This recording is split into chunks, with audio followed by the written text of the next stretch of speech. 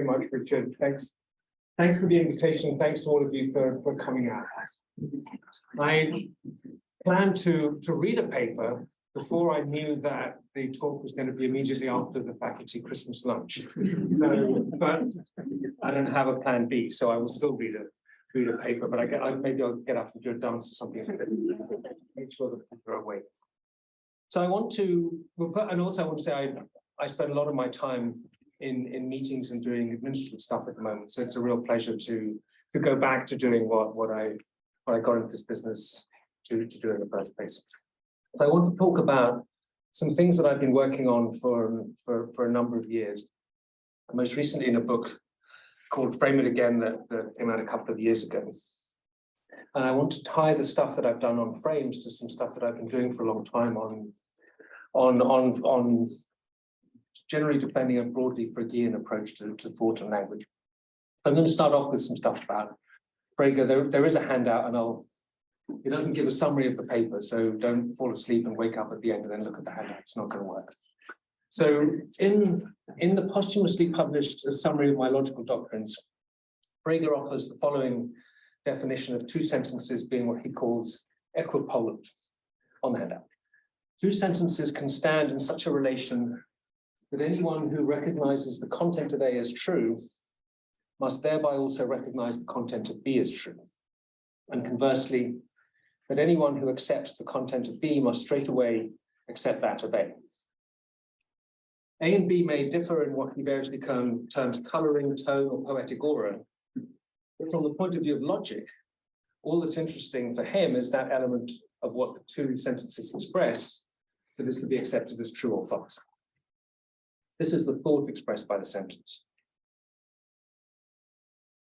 Plainly, relatively few sentences are going to count as equipolant in this sense. Frege is proposing a form of analytical equivalence that seems to work best for sentences describing bachelors and unmarried men.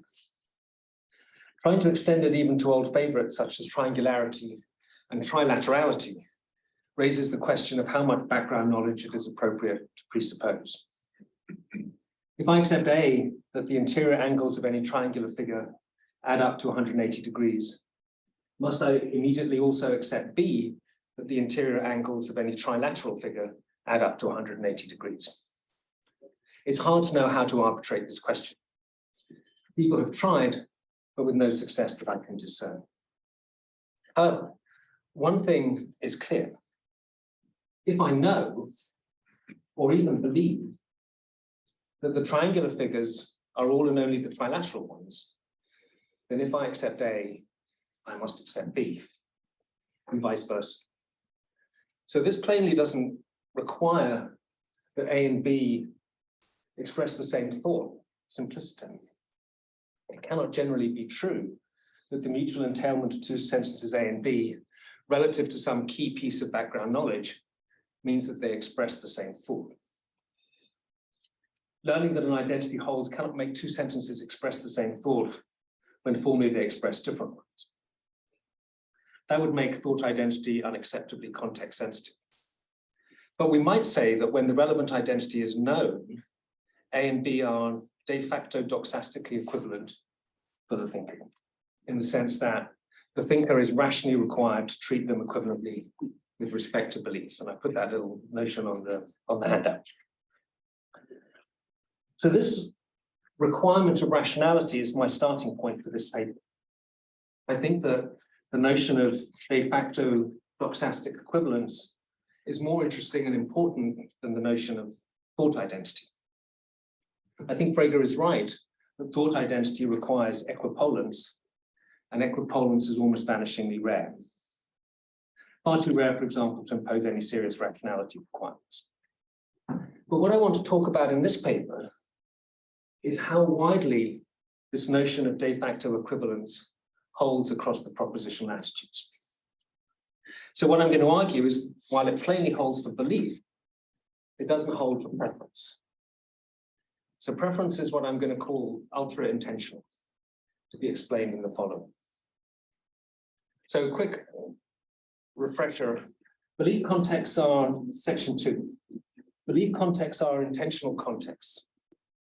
That is to say, they're contexts where the substitution of co-referring expressions can change the truth value of a sentence.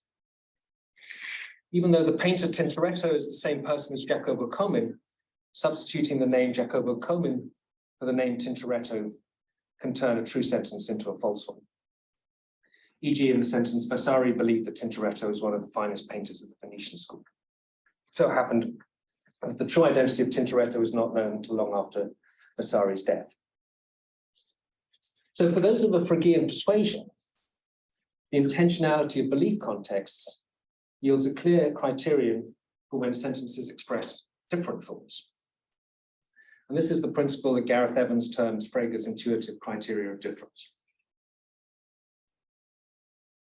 And in a passage on the handout, the thought associated with one sentence S as its sense must be different from the thought associated with another sentence S prime as its sense, if it is possible for someone to understand both sentences at a given time while coherently taking different attitudes towards them.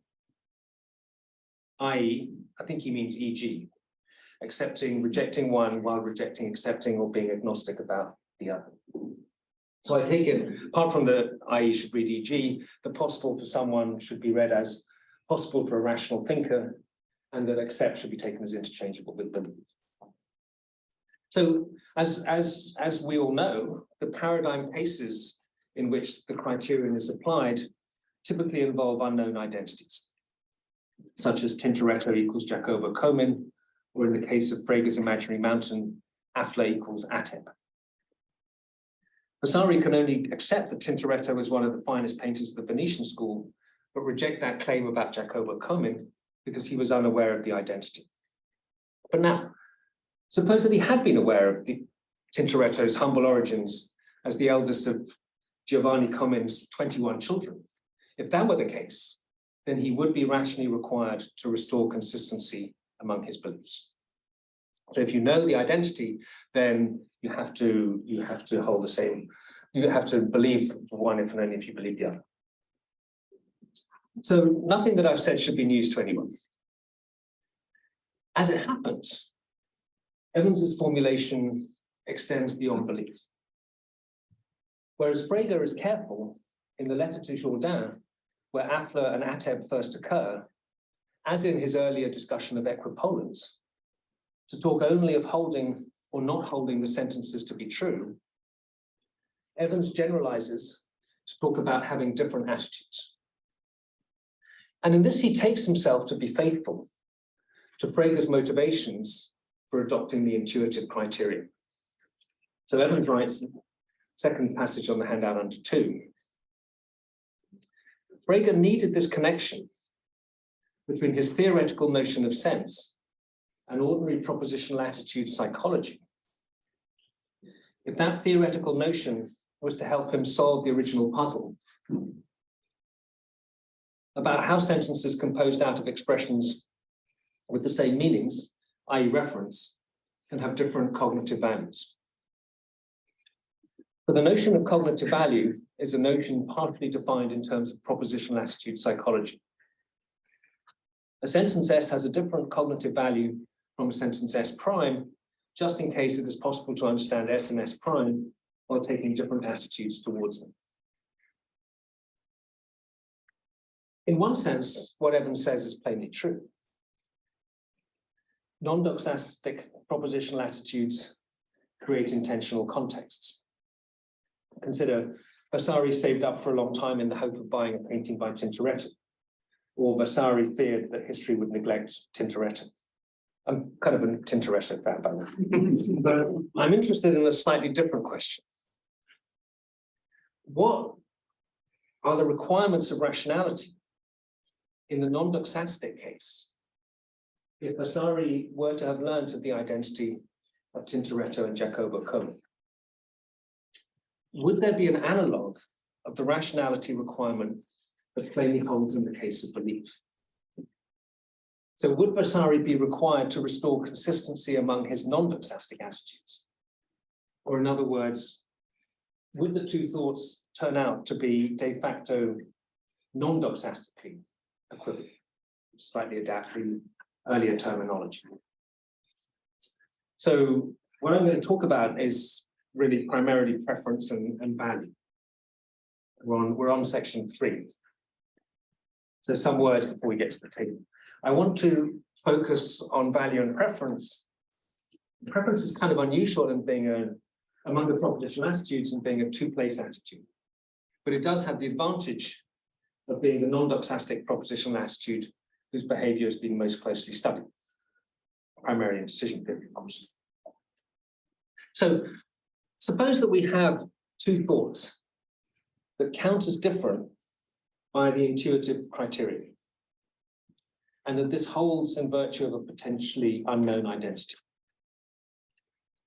So in the simplest case, they might be of the form F sub 1a and F sub 1 or F sub 2b, where a equals b, and where the thinker knows that F sub 1 is either the same as F sub 1, obviously, or F sub 1 and F sub 2 are kind of co-reported. But this means that they're co-extensional and known to be so. So I'm using the subscripts to mark a difference at the level of sense or mode of presentation or whatever, but choose your preferred vocabulary, but don't get attached to it because I'll soon start talking about frames. Now, rational thinkers who are unaware of the identity and have different attitudes, doxastic and non-doxastic, to FA and FB. But what about rational thinkers who are aware of the identity? They're plainly rationally required to believe FA, if and only if they believe FB. But here's what I'm interested in. Does rationality also require them to treat those two sentences equivalently in non-doxastic contexts? And in particular, does rationality require for any P that rational thinkers should refer F of A to P if and only if they prefer F of B to P?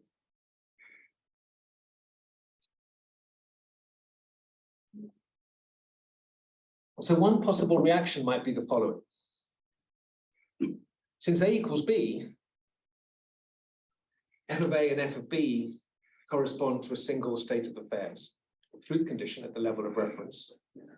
But they're being thought about, or conceptualized, or apprehended, or grasped, choose your favorite terminology, in different ways. So if someone knows that A equals B, and yet prefers F of A to P for some P while preferring P to F of B, then we've got a name for that. It's called being in the grip of a framing effect. And framing effects are a paradigm of irrationality, as a vast experimental literature is widely held to have shown. Now, sidebar comment, a lot of my work on framing has been pressing the idea that we're made a mistake by focusing on it, talking about framing by focusing on experimentally induced framing effects, because the most interesting types of framing are somewhat different. And I'll give you some examples. But for the moment, I want to say that there's no need to review the literature on framing effects in any detail, because the main point I want to make about that literature is a negative one. Typical framing experiment, and there's just gazillions of them. And by the way, if you're concerned about replication and stuff like that, they're all pretty robust. Typical experiment involves eliciting, either from groups of subjects or from individual subjects, differential valuations of something depending on how it's framed. So it might be mincemeat that is labeled 20% fat as opposed to being labeled as 80% lean. Or it might be a combination of investment outcomes that comes out as a loss on one way of framing it and as a gain on another. Or as in what are probably the most famous experiments, the Asian disease paradigm, it might be a medical intervention that's measured in terms of lives lost in one frame and lives saved in another. So, that it's irrational to prefer meat that is 80% lean to meat that contains 20% fat is pretty plausible. though some psychologists have made a good case that the effect is at least in part due to issues of conversation and plicature. Likewise, arguably it's irrational to prefer an outcome in which 400 lives are saved out of 600 to an outcome where 200 lives are lost from the same group. But this is not what I'm interested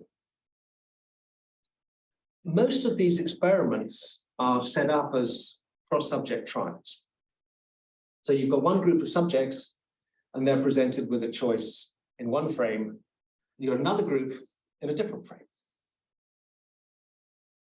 So these are between subject designs, and the framing effect is a statistical effect. What's being shown is that different populations can be induced to value things or outcomes differently, statistically speaking, by manipulating how those things and outcomes are framed. So I think the statistical effect is kind of interesting, but it's hard to see what it reveals about the rationality of any individual in one of those two populations, since they're never presented with the other frame. So there are some within subjects experiments where you do get a single subject presented with a thing or outcome under both frames. And when they're presented with the two outcomes, the whole point of the experimental design is to try to stop subjects from seeing that they're really dealing with a single outcome in two different ways, or framed in two different ways. And in fact, it seems to me that the real irrationality in the classic framing experiments that employ within subjects designs is in the subjects failing to see that they're being confronted with two different ways of framing a single thing or outcome. A rational person really ought to be able to see that a scenario in which 400 people out of 600 are saved is exactly the same as a scenario in which 200 of the 600 are lost. And in fact, when subjects are nudged in this direction by inserting words like exactly or something similar, the effect disappears. So in this respect, the framing effects are different from things like, for example, the LA and Ellsberg paradoxes, not paradoxes in any sense of the word, but interesting because they illustrate how well-informed and highly numerate subjects will stick by their judgments even when the putative irrationality is pointed out to them. So the Ellsberg phenomenon illustrates the point well, and is actually, in a sense, itself a form of framing effect. So in Ellsberg situations, you've got a single urn with 90 balls. You're told that 30 of them are red, and that 60 are some proportion of black and yellow. And then you're given a choice between, in the first instance, between a bet that pays out $100 if you've got a red ball, probability 1/3, or $100 a black ball, probability unknown, anywhere from 2/3 to 0. So it turns out that in choice 1, most people choose option 1. And the second choice is exactly the same, except that you're guaranteed $100 if the ball that comes out is yellow. So you're choosing between red or yellow, or black or yellow. And the standard pattern of choice here is that 4 is preferred to 3. This is classic experimental demonstration of ambiguity aversion. But these choices are plainly inconsistent. If I choose 1/2, then that reveals that I think that red is more likely than black. In other words, I think that there are fewer than 30 black balls, in which case I must think that there are more than 30 yellow balls, in which case there are going to be more than 60 balls that are red or yellow. So I ought to prefer 3/4. So from the perspective of decision theory, this is not a great pair of choices. It breaches the sure thing principle and also the principle of first order stochastic dominance. But that's not what I'm interested in. I just want to make 2 points about this Ellsberg choices. The first is that it is arguably a framing effect. The outcome in which a black ball is drawn from the urn is valued differently because it's valued differently across the two choices. In choice 1, it's framed in terms of a single contrast with red, I'm being asked whether I want to bet on black in a position of near total uncertainty. Given that uncertainty, I play safe and decide to bet on the known quantity. However, the same outcome is framed very differently in choice 2. Here I'm asked whether I want to bet on black in the context of a joint bet on black or yellow, where the probabilities are known. So I can be sure that I have a 2/3 probability of success. But that's not really my main point either. What I want to say is that emphasizes that Ellsberg reports a substantial number of extremely distinguished economists and decision theorists who make the inconsistent pattern of choices and then refuse to back down when the inconsistency is pointed out to them. I have very few favorite quotes from economists, but here is one of them. So Paul Samuelson, who kind of interestingly actually was the first person to formulate explicitly a version of the sure thing principle, wrote in the Economic Review that he had decided to satisfy his preferences and let the axioms satisfy themselves. Get that one in where I can. So this is the reaction, like Samuelson's, is much closer to what I'm looking for, which is a case where a rational agent is fully aware of an identity and yet values an outcome differently depending on how it's framed. But it's not quite there yet. The Ellsberg choices, like the LA choices, are choices between prospects, which are sets of outcomes. And the multiply framed outcome is not independently valued, arguably. It's valued only as part of a prospect. And this is what explains the two effects, because you get the inconsistent pattern of choices because of complementarities across the different states. So in case you're wondering why my handout contains passages from Aeschylus and Macbeth, it's explained by the next sentence. Literature is a much better source for the type of framing effects that I'm interested in. It's now on section 4. So these are situations where a decision maker values something or some outcome differently, depending on how it's framed, even though she knows perfectly well that she's dealing with different ways of framing the same thing. So let me introduce some terminology to help focus the discussion. Ultra-intentionality. So a propositional attitude context is ultra-intentional when it allows for the rational failure of substitution of proper names or predicates that are known to the person being described as co-referential or co-extensive, and correlatively quasi-cyclical preferences. So a person has quasi-cyclical preferences when she prefers F1, F of A, you can get rid of the subscripts, over some P, while at the same time preferring P to, well, she'll leave them in, F of 2B, even when she knows that A equals B, and that F1 sub A, F1 of A is the same state of affairs as F2 of A, and then correlatively B. So a couple of clarificatory comments. So what I'm wanting to show is that preference is essentially quasi-intentional, and that it can be ultra-intentional, that can be rational to have quasi-cyclical preferences. So first, an ultra-intentional context obviously doesn't require a failure of substitution.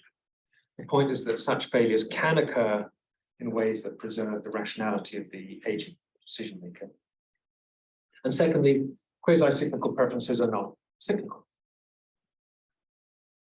I'm prepared to accept that it's always irrational for someone who knows that A equals B to prefer G of A to some P, while at the same time preferring P to G of B. These are what allows for rationality is that the frames marked by the subscripts are introducing relevant differences between the outcomes.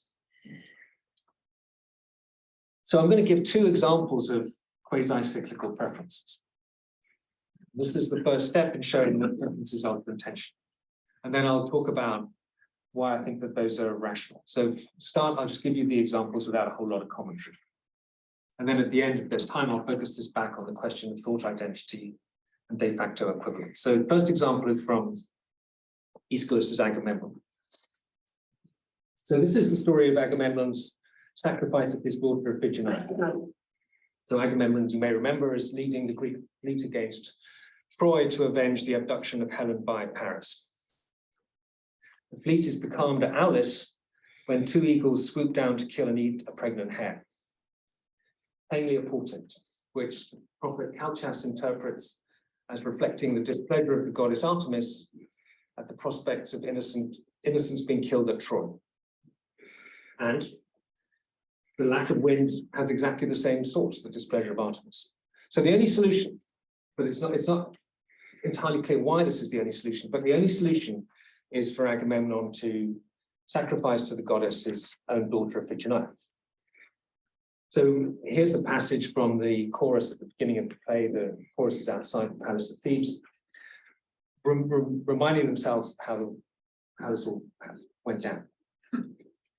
And I can still hear the older warlord saying, the older warlord being Agamemnon, obey, obey, or a heavy doom will crush me, oh, but doom will crush me once I rend my child, the glory of my house. My father's hands are stained, blood of a young girl streaks the altar. Pain both ways and what is worse. Desert the fleets, fail the alliance. No, but stop the winds with a virgin's blood. Feed their lust, their fury, feed their fury. Law is law, let all go well. Plainly, all doesn't go well. But that's not my point. Aeschylus doesn't quite put it this way.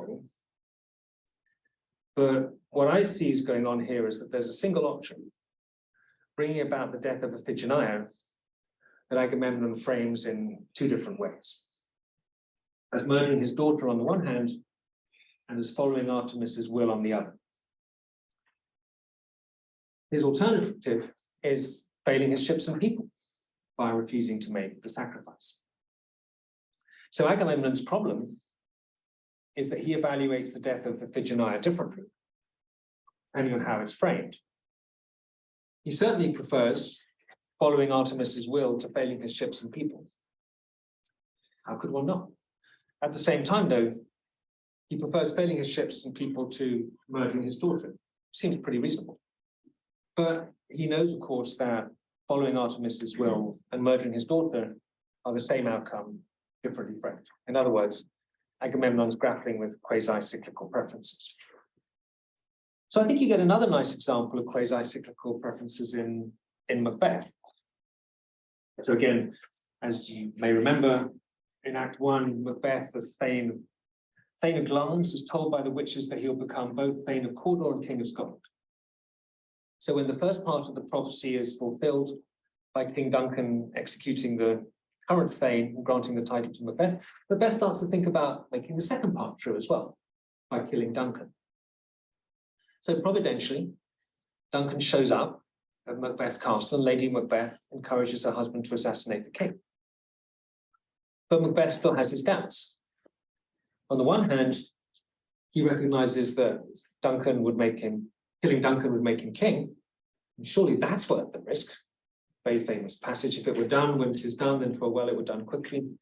If the assassination could trammel up the consequence and catch with his surcease success, but this blow might be the be-all and end-all here, but here upon this bank and shoulder time would jump the life to come. So that's the positive case. But as he immediately recognizes, he's got two different obligations to Duncan. He's his host and also his pledged kinsman. And on both counts, his duty is to protect Duncan, not to murder him. He's here in double trust, first as I am his kinsman and his subject, strong both against the deed, then as his host, who should against his murderer shut the door, not bear the knife myself. So, with apologies to Shakespeare, the following two propositions both seem to be true. Macbeth prefers fulfilling his feudal duty to murdering the king, perfectly sensible. And he also prefers bravely taking the throne to fulfilling his feudal duty. And who can argue with that? But the problem for Macbeth is he knows perfectly well that bravely taking the throne is murdering the king. So he has quasi-cyclical preferences. All right, section 5. So Agamemnon and Macbeth both have quasi-cyclical preferences. I think that's uncontroversial. Well, arguably uncontroversial. There's probably hundreds of people in my English and passage departments that would say that's not right, but whatever, I'm here, they're not. In order to show that preference is ultimately intentional, a convincing case needs to be made that those quasi-cyclical preferences are rational. And that's what I want to work on now. So it helps to start from some basic points about how frames work and how they factor into decision making. So the best expression I've encountered comes from an important book published by a sociologist called Irving Goffman in 1974, Frame Analysis. So he has a very general definition of frames. He says the frames function as schemata of interpretation that allow individuals to locate, perceive, identify, and label. And his definition helps us to see that frames and framing can factor into decision-making by making one dimension or attribute, value, aspect of a decision problem particularly salient. And directing attention to one dimension of a problem can take many forms. So in the simplest case, what happens is that a particular response is primed. And this is a useful way of thinking about many of the framing experiments. It's a robust result that people tend to be risk averse when outcomes are framed in terms of potential gains and risk seeking when they're framed in terms of potential losses. We can think about this in terms of the gain frame priming risk aversion and the loss frame priming risk seeking. But primed responses are kind of typically unreflective and probably not a good place to look for ways in which frames can factor into rational decision making. But making a particular dimension of a decision problem salient can work in more complicated ways. Frames can also serve to make salient particular reason-giving aspects of a thing, outcome, or action. And this is what's going on in the Macbeth and Agamemnon cases. The different frames bring into play different reason-giving aspects and thereby make different reasons for action salient. Agamemnon's kingly obligations are salient in one frame, his paternal ones in another. Macbeth's feudal commitments are salient in one frame, while in the other they are downplayed in favor of personal ambition. And this points to a way of thinking about quasi-cyclical preferences and associated framing effects. They're likely to be found in highly complex, multifaceted decision problems, where just different frames bring different and competing reasons into play. Quasi-cyclical preferences occur when a decision maker is pulled in different directions by these differently framed reasons. That seems to be a necessary condition. Now, sometimes conflicts can be resolved. One way of framing the outcome might be illegitimate in some respect and therefore rejected. For example, it might be revealed to be factually incorrect.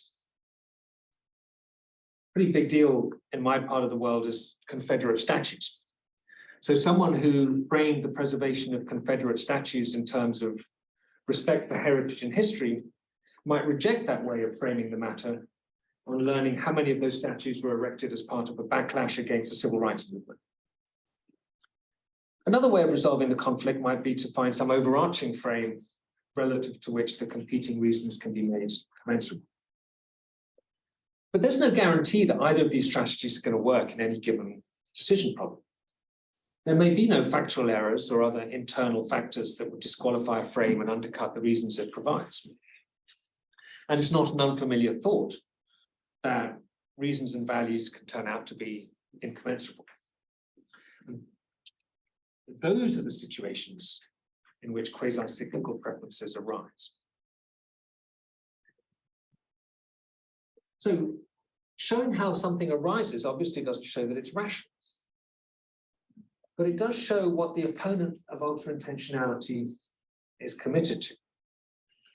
Namely, that a rational agent must be able to align all her reasons in a way that makes them commensurable. And my basic argument for the ultra-intentionality of preference is that this demand is not always reasonable. It's sometimes reasonable. Perhaps even it's often reasonable, but it's not always reasonable. So my claim is this: framing effects and quasi-cyclical preferences are rational in circumstances where it's rational to have a complex and multifaceted response to a complex and multifaceted situation. That complex and multifaceted response doesn't always need to involve quasi-cyclical preferences, but sometimes it does. And when it does so for the right reasons, then those quasi-cyclical preferences are rational. So this is not the place for a full defense of this claim, but I'm going to give a partial one by way of a partial motivation. I think it starts to look pretty convincing when one considers what it looks like when an agent actually does take a unidimensional approach to a multidimensional decision problem. So one illustration is an imaginary character that I've called elsewhere Agamemnon minus. Agamemnon minus lacks the complexity of Agamemnon. He frames the decision problem in only one way. To sacrifice Iphigenia is to propitiate Artemis, and his sole priority is the success of the Greek expedition. So the Agamemnon minus, the requirements of the situation are clear. Agamemnon minus prefers following Artemis's will to failing his ships and people. And as a consequence, he has no difficulty handing his daughter over for sacrifice. Now, I don't think that Agamemnon minus should be a touchstone of rationality. On the contrary, he's completely failed to satisfy one important requirement, which is that a rational agent should do justice to the complexity of the decision problem. He's consistent, but consistency comes at the cost of insensitivity to what is surely a fundamental dimension of the problem, namely that Iphigenia is his daughter. So you may have recognized that Agamemnon minus is a thinly described version of Agamemnon's contemporary Abraham, who, according to the book of Genesis, when given the command to sacrifice his son, simply saddles up his donkey and sets out for Mount Moriah as instructed. Abraham is often proposed as a classic example of a moral dilemma, but there's certainly no evidence of that in the Bible. If I understand Kierkegaard correctly, it's a pretty big if. It's the very rigidity of Abraham's teleological suspension of the ethical that he finds so admirable. Well, perhaps it's admirable as an index of the strength of his faith, but hardly as an index of his rationality. So this point may seem persuasive only because of the awfulness of what Agamemnon minus decides so unproblematically to do. But actually it applies to another character, Agamemnon double minus, who is unidimensional in the opposite direction. Agamemnon double minus cares not a whit for the obligations of kingship and the Greek expedition to Troy. What he cares about are his familial obligations. Agamemnon double minus seems to me to fail to do justice to the complexity of the decision problem, no less than Agamemnon minus. Richard, what are your time constraints here? Well, we would like to have time for questions. So I've had 40 minutes. So yeah, if I could wrap up within 5 to 10, that would be great. I can wrap up within 5 to 10. The attention span in Texas is longer. It takes slower. It's slow, right? I mean, we have drawers and all sorts of things, hats and boots. All right. Of course, there's much more that could be said about all this, but I want to leave that for the discussion. I just want to focus back on these questions about thought identity. So if I'm right that preference is ultra-intentional, then there can't be an analog of the rationality requirement that holds for belief. Namely that if you've got two distinct thoughts and you learn an identity, then those thoughts become de facto doxastically equivalent.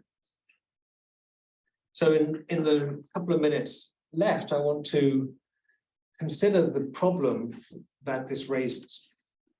So non-boxastic propositional attitudes are not a free-for-all.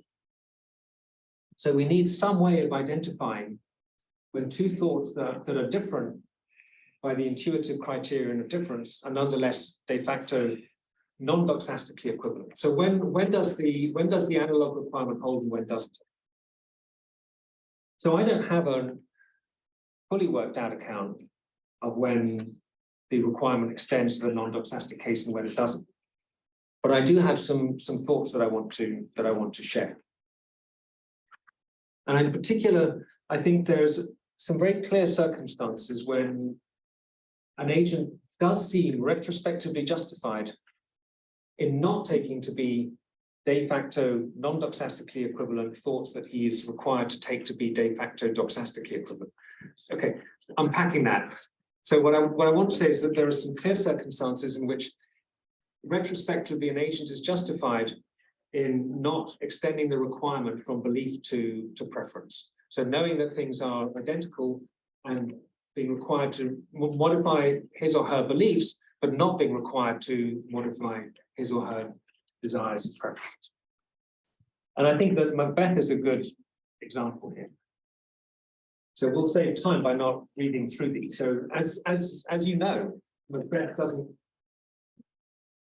kills Duncan in Act 2 of the play, but so one of the frames won out, but it's not a 2-act play, it's a 5-act play. And the reason that it has stood the test of time is because the whole of the rest of the play is about Macbeth wrestling retrospectively with the 2 frames and the regret that endures.